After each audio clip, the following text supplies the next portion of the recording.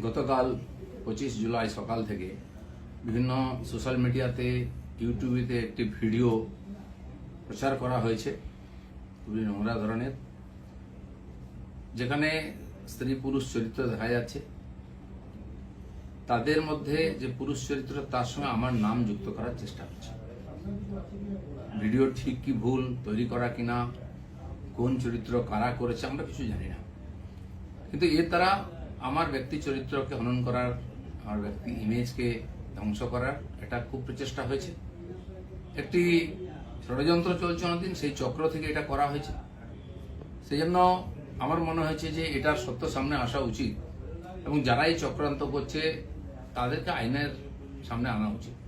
আমি পুলিশের সাইবার ক্রাইমেতে সর্বোচ্চ অফিসেতে আমার তরফ থেকে কমপ্লেন করেছি যাতে এই তদন্ত করা হয় এবং যারা এই চক্রান্তে যুক্ত তাদেরকে এক্সপোজ করে আইনের সামনে আনে, আইনের দ্বারা সাজা দেওয়া হয়।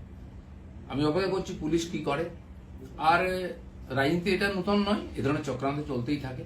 অনেক বড় বড় নেতাদের, বড় বড় মানুষদের বিরুদ্ধে এই ধরনের চক্রান্ত হয়। এটা হচ্ছে শেষ অস্ত্র প্রয়োগ করে তাকে শেষ করে।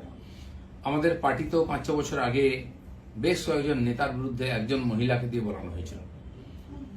তার মধ্যে আরএসএস এর প্রচারক ছিলেন এবং পার্টির উচ্চ নেতৃত্ব ছিলেন। তিনি সোজা বলে দিলেন যে যে লোকেরা এই লোকেরা আমার সঙ্গে দেখা করেছে তারা আমাকে রেপ করেছে। তার উপরে পুলিশি কার্যবাহী হয়, কোর্ট কাছে, তারপরে শেষ চাপা পড়ে যায়। ইদানিং কালে সন্ন্যাসী প্রদীপ্ত মহারাজের ব্যাপারে এরকম হয়েছে। 12 বছর আগে কোনো মহিলা নাকি তার দ্বারা তার উপরে অত্যাচার করেছেন, তিনি এসে স্টেটমেন্ট দিয়ে দেন, সে নিয়ে বিরাট চর্চা হচ্ছে।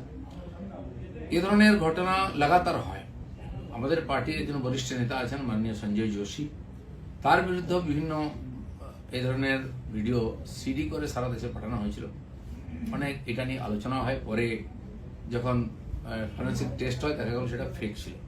এই জন্য আমার ব্যক্তিগতভাবে যেহেতু আমাকেই আক্রমণ করা হয়, বদনাম করার চেষ্টা হচ্ছে, আমি পুলিশের কাছে, আইনের কাছে গেছি।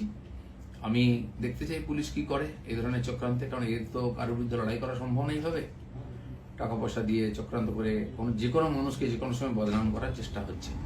তো সেই চেষ্টার বিরুদ্ধে আইন আদালত একমাত্র আমাদের রাস্তা।